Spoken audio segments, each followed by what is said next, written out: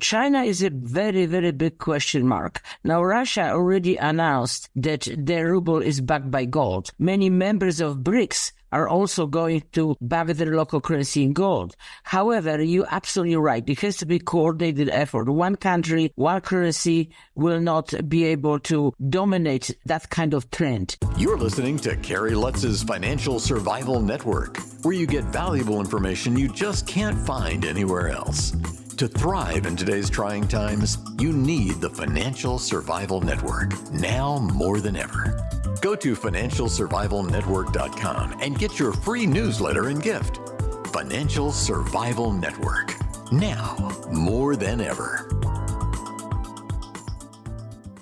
And welcome. You are listening to and watching the Financial Survival Network. I'm your host, Kerry Lutz. A special guest on tonight with us, Yvonne Blaszczyk, and you are the successor to our good friend who passed on, Nick Barashev. You're now president and CEO of BMG Group, bullion dealer north of the border, and we're thrilled to have you on, Yvonne. Welcome, and again, our condolences for passing of Nick. He was really a great guy, really generous, helped with the show quite a bit in its earlier days, so we're glad you're filling his big shoes there. Thank you very much. I'm very, very happy to be on your network, and I'm very pleased to continue the tradition. So, hey, gold has been the rage lately. Bitcoin's kind of floundering a bit at a high price, mind you, but it still isn't where it was. So, do you see more? What do you think the maximum price gold will be going for in a couple of 2-3 years? Well, I think the gold will probably reach 3,000 and can even go much higher. It all depends on the geopolitical chessboard. Mm-hmm. So, I think that's a huge factor in rising price of gold. It has a lot to do not only with the politics, has to do with all different alliances and the talk or the possibility of many local currencies being backed by actual physical gold. Well, that'll be the day. You know, my feeling has always been that it might be preferable to back your currency by a physical commodity such as gold, silver, whatever, but that it would only be done as a last resort when everything else they try to do to restore the global monetary system fails. It'll be the last choice, not the first choice. Well, it all depends for whom. For us in the Western world, yes, that would be a very sort of a political choice pending on the circumstances. In terms of the other things that are happening right now, there's a huge shift from west to east, and there is a huge opposition to our current financial systems, economic system being brewed on the eastern side of the world, and that will have a significant impact. So the gold itself, as a currency that backs gold, is a huge opportunity for gold. I do believe that the gold prices may even go to the level that Nick was predicting, which is $10,000 an ounce.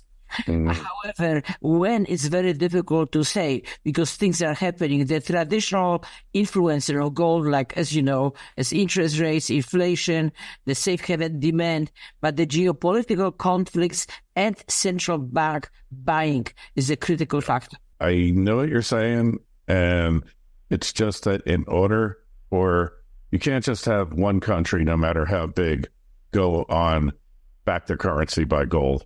Because absolutely, I agree. Right? If all the other ones don't, then they'll, because bad money chases out good.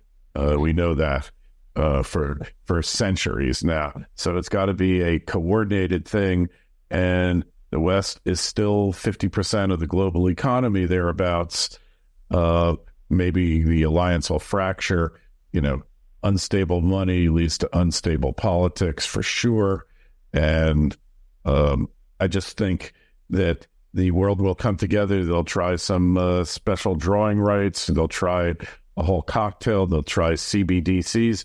And only then, when everything fails, will they resort to gold, for the simple reason that the ability to mint your country's currency is probably the largest power that most governments have over their populace. So once they give up that power, and they'll only do it when they have to, most of their power goes away. And if it's one thing governments love is power over their people.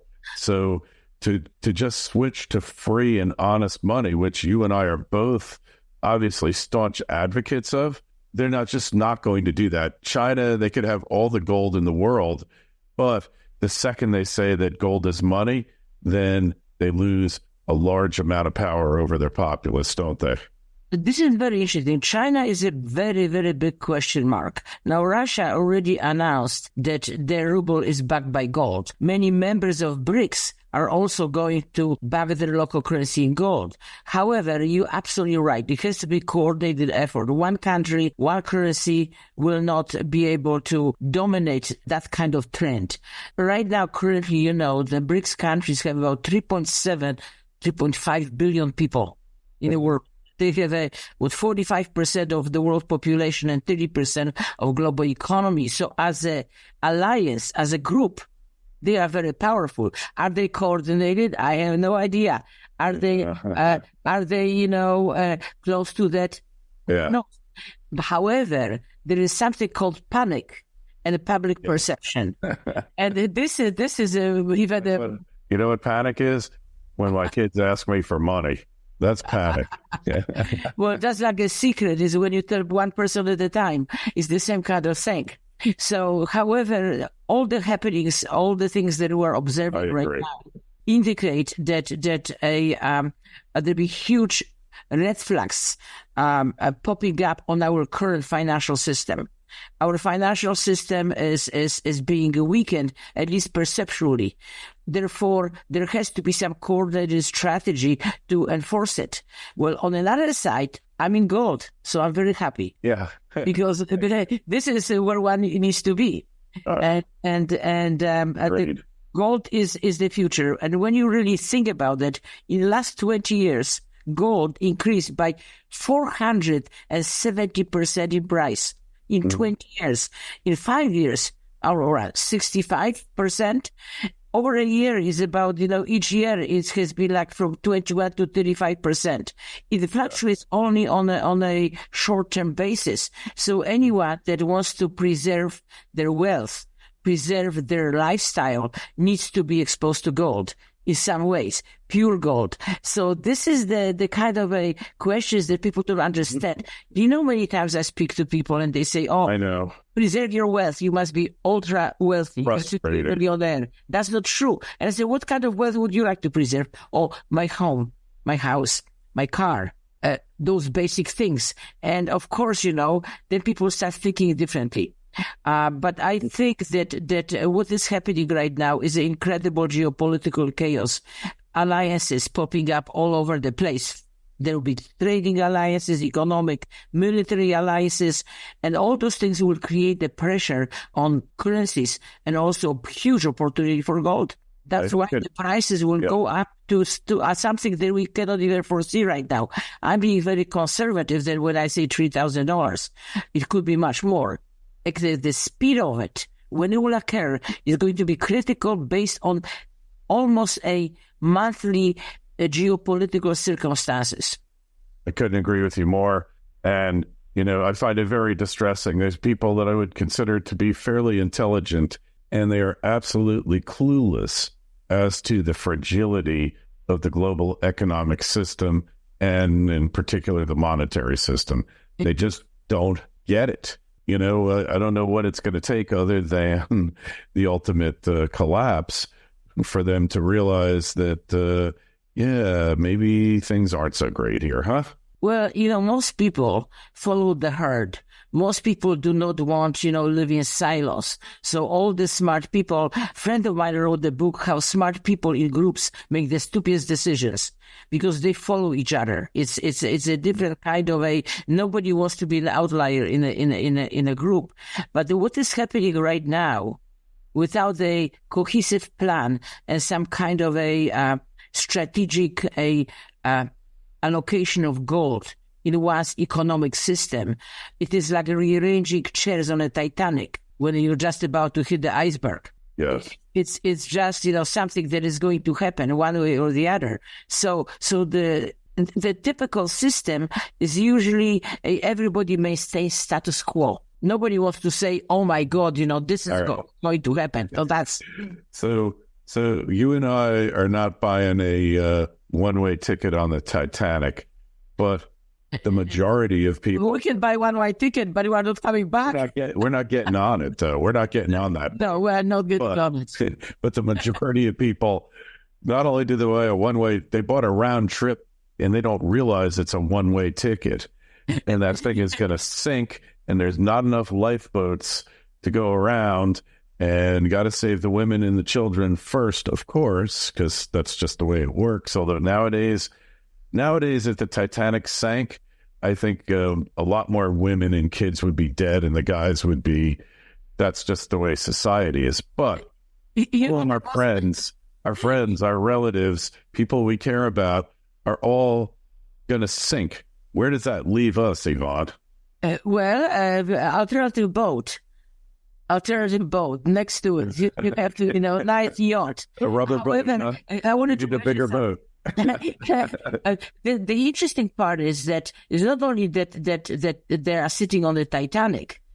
The investing in the Titanic after they were told they're buying shares after it hit the iceberg. Exactly, that's exactly what is happening right now. So so never mind the passengers that are there, about the investors. So it is very interesting what is happening, and I think our very existence, who we are, is changing dramatically. It's changing faster than we could fathom, really. All right. And to really understand that, one has to have a broad knowledge, a base knowledge on everything: history, economy, sociology, politics, finance.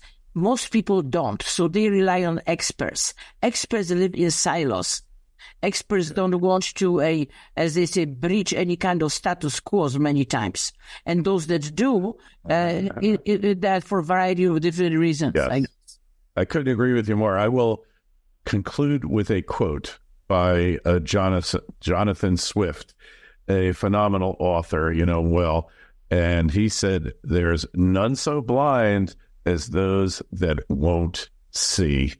And thank you, Yvonne, for coming on the show, for helping to at least make the effort to get people to see what is, to you and I, as obvious as the nose on our faces, and yet they refuse to see it. Hey, Yvonne, how do we connect with you? What's the best way to find you on the interwebs here? The interwebs through our website, BMG Group.com, BMG-Group.com, BMG, www.BMG. We got it. It's in the links in the show notes to this interview on financialsurvivalnetwork.com. When you're at the site, please go ahead and subscribe to the newsletter. It really helps me a lot. Would you believe there's over 30,000 of you out there subscribing to our newsletter now? My goal is before the end of the year, and certainly before I retire in a few years, to get that number to 100,000. Yvonne, it's been an absolute pleasure. Thank you so much. We'll talk to you again soon. And thank you very much for painting the pictures for the blind. Thanks for listening to Kerry Lutz's Financial Survival Network, your solution to today's trying times. For the latest, go to financialsurvivalnetwork.com. Financial Survival Network, now more than ever.